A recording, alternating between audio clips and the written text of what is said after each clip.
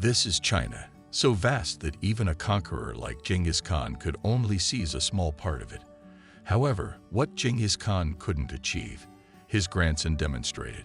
He laid the foundation of the Yuan Dynasty in China, uniting the entire country under his banner. The ruler who conquered China was known as Kublai Khan. Today, we are presenting the biography of Kublai Khan. The Chinese province of Gansu houses the city of Yinchuan, where the Dafu Temple, associated with Buddhist worship, is situated. According to legend, in 1215, Kublai Khan was born in this place of worship. Despite being only 10 or 11 years old, Kublai Khan had already impressed his grandfather with his intelligence. Genghis Khan once advised his courtiers, "When you don't understand something, ask this boy, Kublai Khan." Although Kublai was just 12 years old when Genghis Khan passed away, he had already demonstrated remarkable abilities. Kublai Khan was not only intelligent but also proficient in the Mongol language, reading, and writing by 1227. While Kublai Khan was only 12, the Mongol Empire was in turmoil after Genghis Khan's death. However, in 1251, when Kublai's elder brother, Mongol Khan, became the great Khan of the Mongols, Kublai's life took a turn. Mongol Khan assigned Kublai the responsibility to conquer the southern Song dynasty in China. This marked Kublai Khan's first military campaign. He not only conquered the southern Song, but also earned unprecedented popularity by showing mercy to the local people. After the success in the southern Song campaign, Kublai Khan returned to Beijing, about 300 kilometers away, and established his own seat of government, Shangdu. Here, Kublai Khan built a splendid palace and a hunting ground, engaging in hunting with cheetahs and eagles. However, when tales of the prosperity of this city reached Mongol Khan, Kublai Khan sensed a threat from his own brother.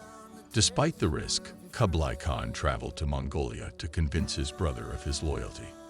After Mongol Khan became the Great Khan, he tasked Kublai with joining the military campaign against the southern Song dynasty.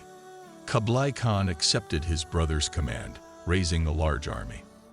In 1258, they launched an attack on the southern Song dynasty. However, unexpectedly, Mongol Khan died during this campaign, either struck by an enemy arrow or due to illness. His death plunged the Mongol Empire into a dynastic war. In Mongolia, Kublai Khan's younger brother, Erik Bok, declared himself as the Great Khan. The nobles of the Mongol royal court supported Erik Bok because they disapproved of Kublai Khan. They believed that Kublai Khan had forsaken the traditional Mongol ways and embraced the Chinese culture. However, Kublai Khan refused to accept his brother as the Great Khan. Kublai Khan opted for a peaceful resolution, returning to Shangdu and declaring himself as the Great Khan. Subsequently, he engaged in a military conflict with Erik Bok. In this battle, Kublai Khan secured complete support from his brother, Hulagu Khan. In 1261, Kublai Khan decisively defeated Erik Bok on the border of Mongolia and China. Erik Bok fled and wandered for 3 years before finally surrendering to Kublai Khan. According to some historians, Kublai Khan had Erik Bok killed in a face-to-face confrontation.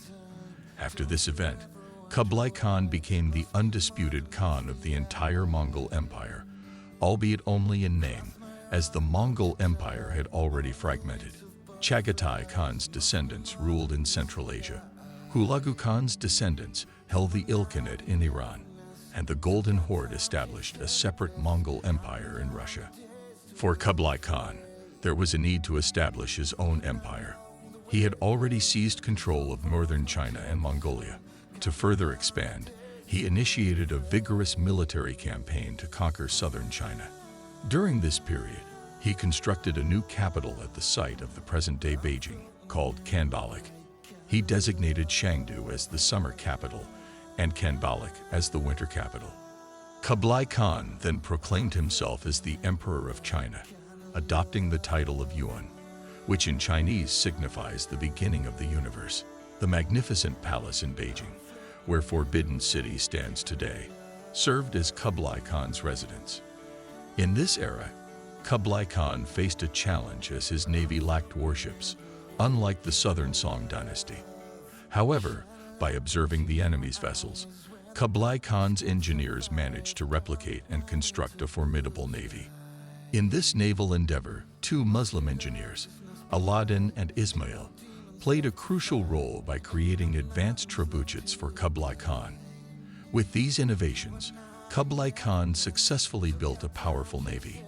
Witnessing this, the engineers' construction of similar warships for Kublai Khan's fleet. With this advancement, Kublai Khan gained a strategic advantage in the military campaign against the southern Song dynasty. With the assistance of these engineers, the Mongols created breaches in the walls of several cities in southern China.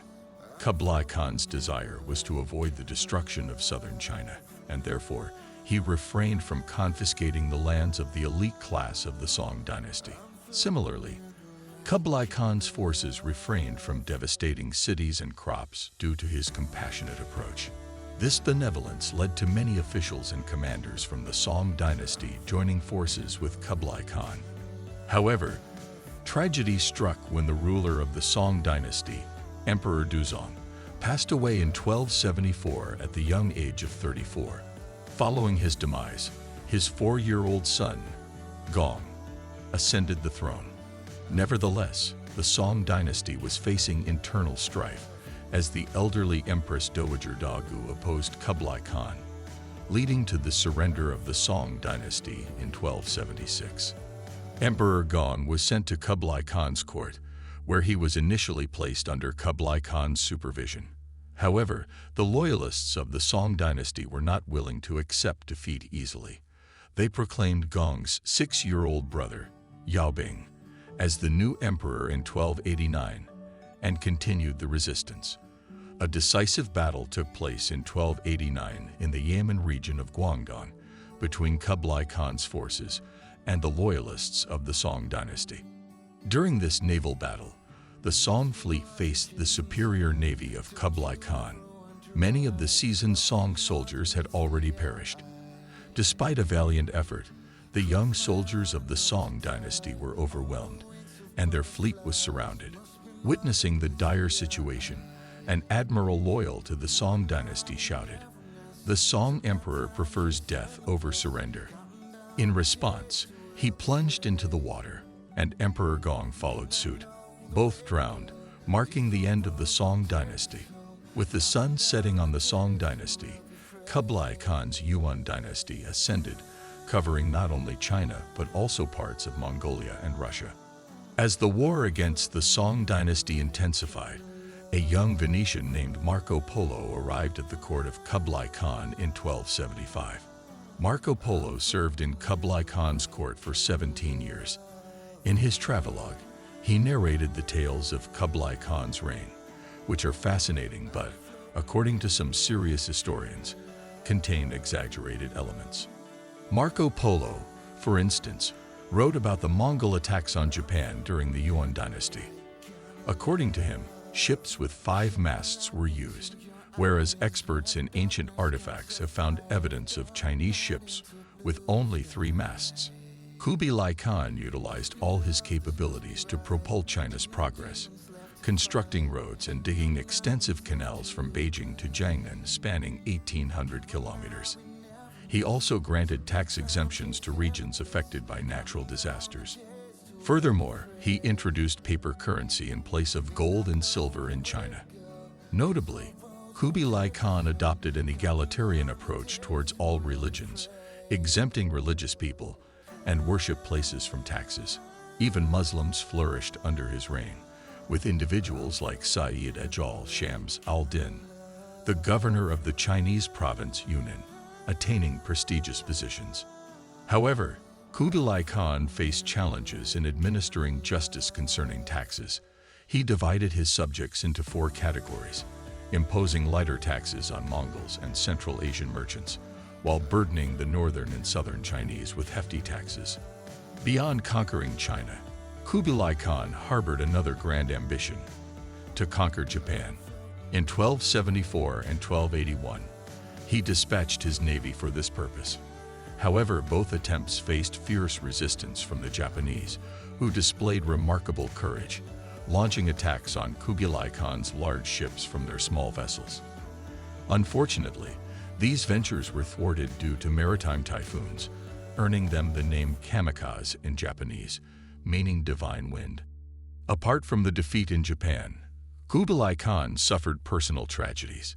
His beloved wife, Chabi, passed away in 1281, followed by the demise of his son and heir, Jinzong, in 1285.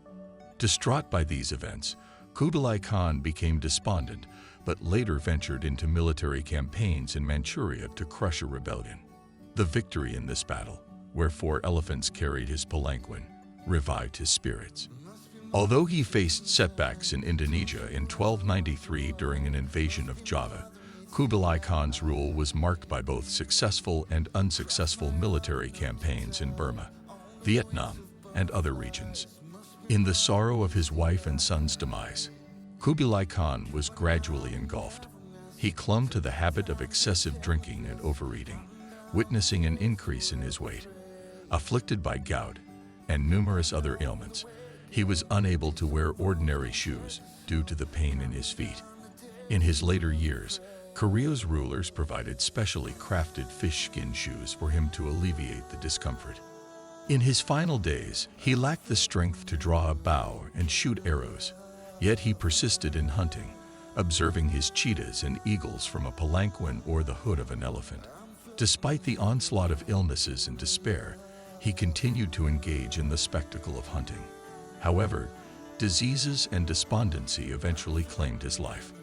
On February 18, 1294, at the age of 79, Kublai Khan passed away.